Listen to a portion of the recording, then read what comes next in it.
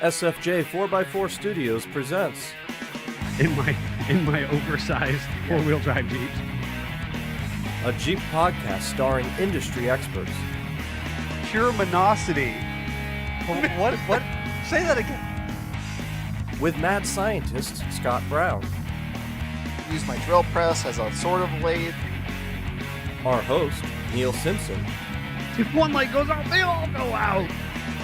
filled with shenanigans. We are really professional with Jeeps. This is I Speak Jeep. Good morning, afternoon, evening, wherever, however you are joining us. This is the I Speak Jeep podcast presented by SFJ4x4.com. Nope. Yep. My name is Neil with Simpson Family Jeeps. And I'm all jazzed up because Jeffrey's coffee smells amazing. I'm like Pavlov's dog, salivating here at the mouth.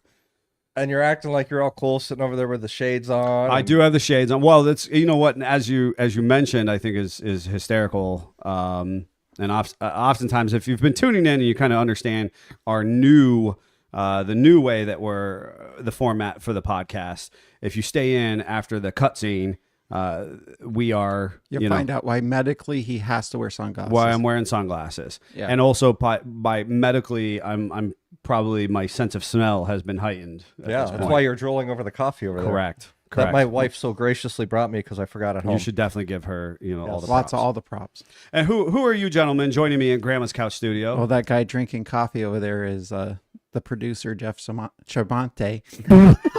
To a great Wow. The Italian stallion. Wow. That's Scott after Well, wait, years. there's more. Just got to stay in. There's not more. No, there's the mad scientist over there who was not a painter today and should have been. Yeah. Because it would have helped both you and Neil. I was gonna apparently. say we were shooting the American Hustle podcast, our sister podcast this morning, and the words were not wording well for me. No, Yes, and, they weren't. Red, it's just letting you guys know now. Yeah, I was gonna say just, Literally, the edit is going to be interesting because you just were mid sentence and you just like took the headphones off and walked away. I'm like, he's done. I was done. All right. The words were not wording. So hopefully Giaga it tastes Jeepers better. is saying good morning. So Good morning. He's Good morning. first and so far only. Hey. Where is everybody? I don't know. Everybody's in the grind. I'm glad that he commented because I was actually sitting here staring at it going, there's nobody logged in yet. Yeah. This is weird. Well, and it's valuable to take a moment to share with our listeners. If you're on the road, you're commuting, you're flying, you're driving truck, you're working on the assembly line, you're sitting in your fake scheduled meeting. We appreciate you prioritizing this podcast and being part of our Jeep family. That's so incredibly valuable. But you can join us live on Facebook or YouTube at 10:19 a.m. most Mondays. And we shoot from our lovely studio where our great listening group has helped fund the sign behind us, the I Speak Jeep neon, which is super cool. And, you can join in the shenanigans, get in the comment section, and, and share with some other fellow, motorheads in the process.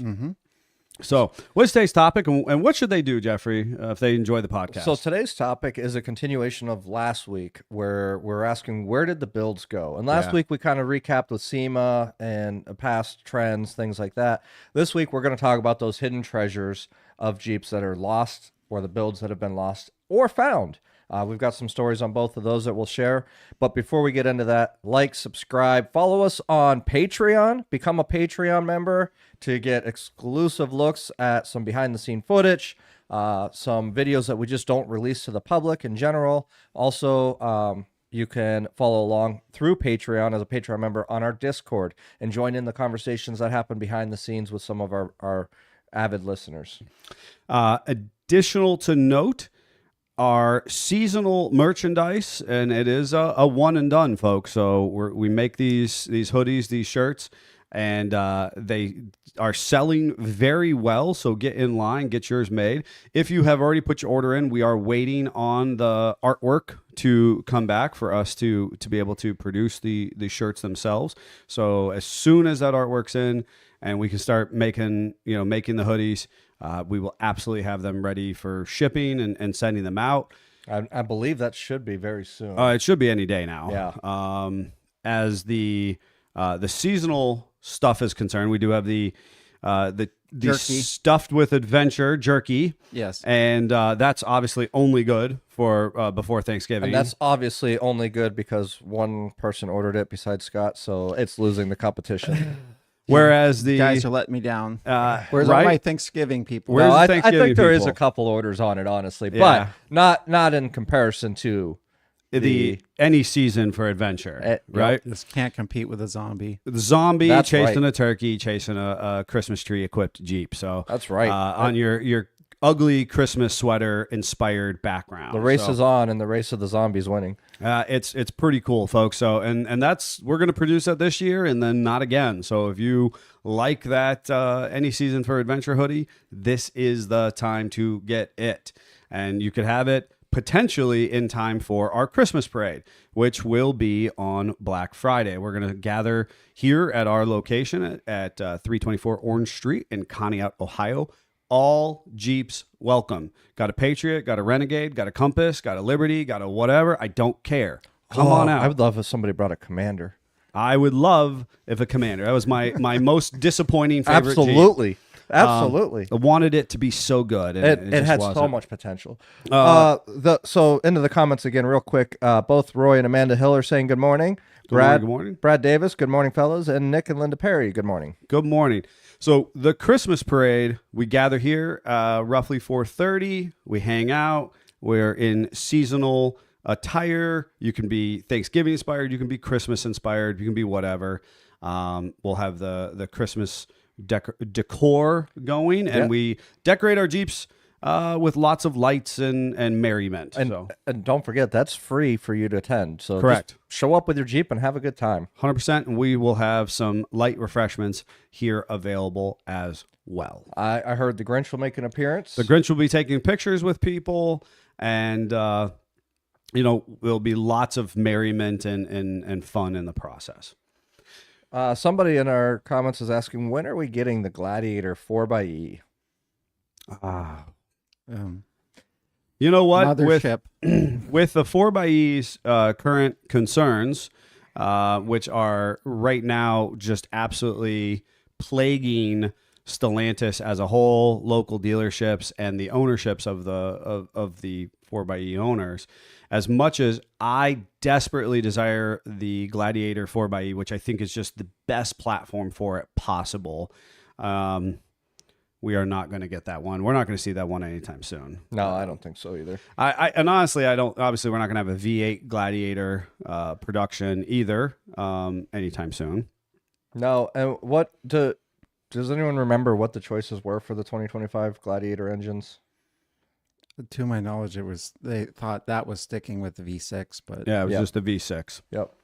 and if they do that as good as they did the 24 launch, then I'll be stuck waiting. Well, and the challenge with 2025 as a whole in the auto manufacturing world is the fact that our market prices have decreased exponentially. Our consumer confidence is kind of low when it comes to automobiles and pricing and interest rates. There's a myriad of a combination of stuff. That's a global situation, folks, not a domestic problem. It's global, and dealing with interest rates and supply and demand and over inventory production on a global scale. So therefore, it's actually driving prices down. We'll see Jeep's prices fall between $5,000 and $8,000 on average on their MSRP. Yeah. They got to get rid of old inventory before they can really land new vehicle production. With that said, we are expecting the Recon any time now. We've been teased with it. We understand it's in production. We understand that it's ready to rock and roll. I'm very excited to see a Recon in living color. And yet there is just absolutely whispers, and nobody seems to be, shouting from the rooftops about this smaller Wrangler-inspired EV platform. Yeah.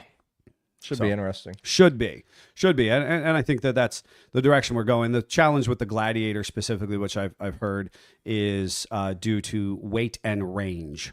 They just simply cannot, in good conscience at an engineering level, put the 2.0 assisted EV, which we see in the 4xe, so PHEV, is different. If it's just the 4xe is a combustion engine assisted EV.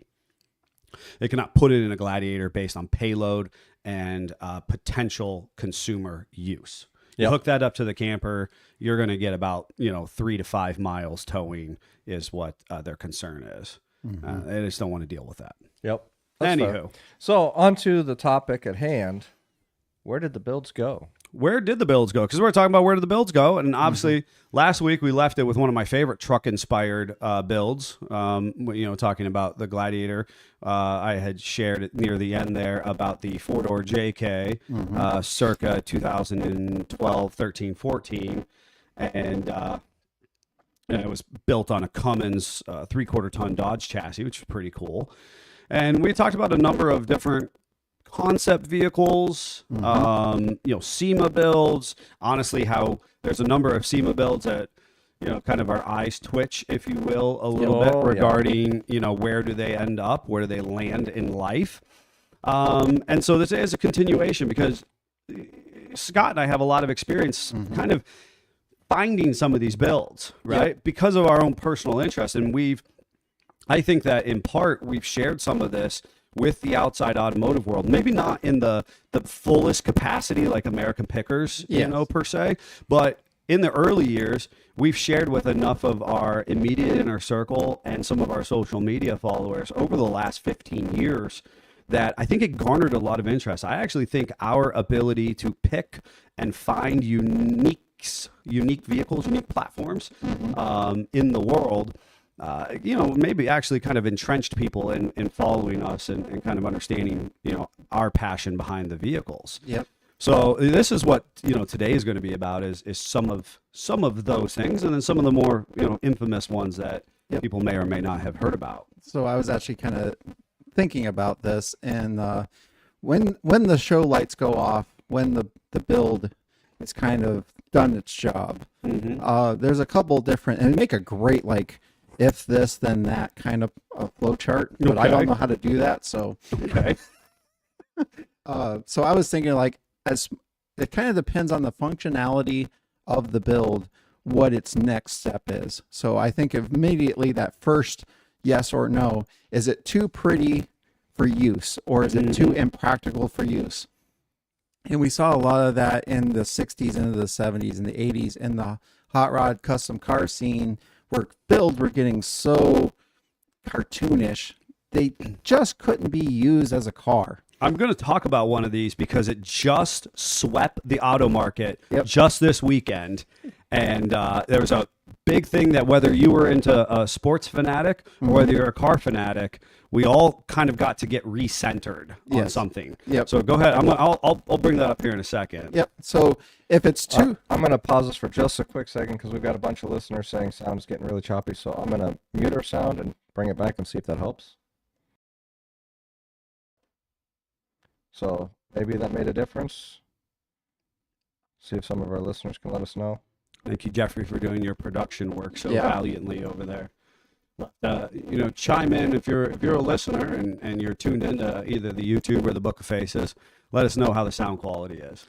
I'm getting told no, it's not any better. So let's try something else here. We're gonna. I'm gonna just. You just want to relaunch or? No, I don't want to relaunch this. I'm gonna cut us to a different thing and cut back to the.